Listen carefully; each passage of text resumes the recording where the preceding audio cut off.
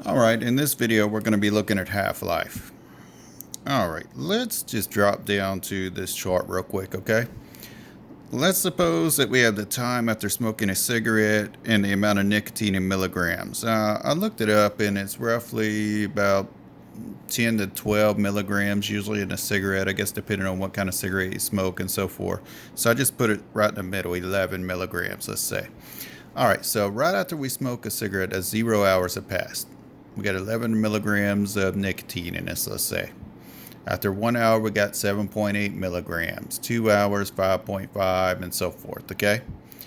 Now, what is half-life? Half-life is the amount of time it takes for a quantity to be halved. Think about that, the amount of time it takes for a quantity to be halved.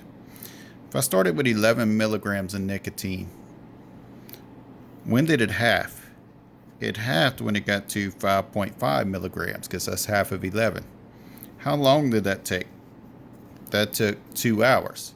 So we could say the half-life of nicotine is 2 hours. According to that chart, half-life of nicotine is 2 hours. All right, now let's go up to this half-life definition here. It says the half-life model is given by A is equal to A subscript of 0 times 1/2 to the exponent t over h.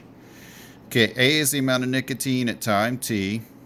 A subscript of 0 is the amount at time t is equal to 0. And h is the half-life. Okay, so if we go back down and look at this model, what would h be in this example? The half-life is 2 hours, then h would be 2. All right. How about A subscript of 0? What would A subscript of 0 be in this example? The amount at time t is equal to 0. The amount right after smoking a cigarette when 0 hours have passed is the initial amount, and the amount of nicotine is 11. So it'll be 11 milligrams.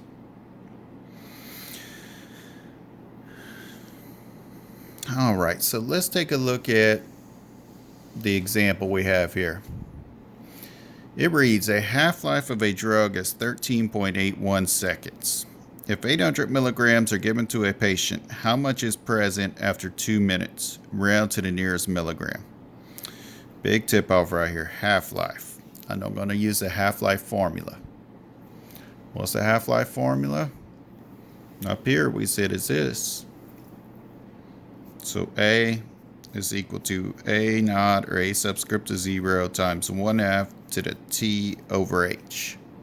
Remember, I like to write these down, so by the time I finished my homework, I have memorized.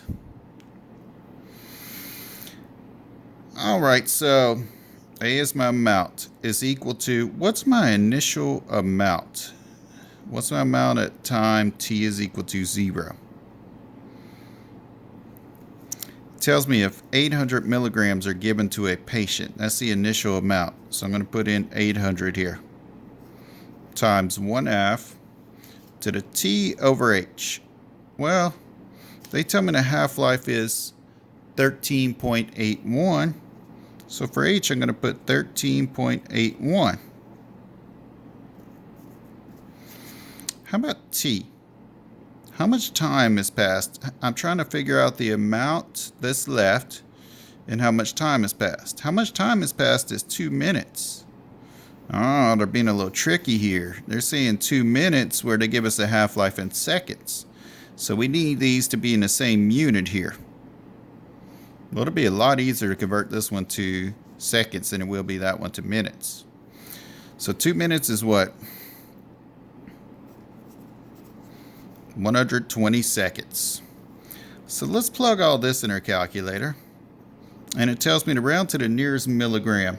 Whenever I plug this in, I got something like 1.9379. So if I round to the nearest milligram, I get 2 milligrams should be left. Now, how about we look at how to enter this into our calculator?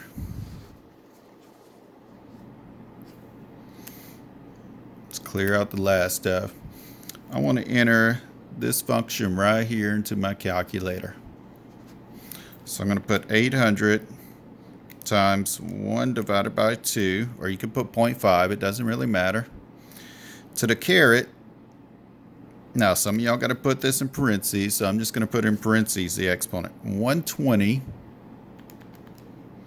divided by 13.81, close your parentheses, hit enter.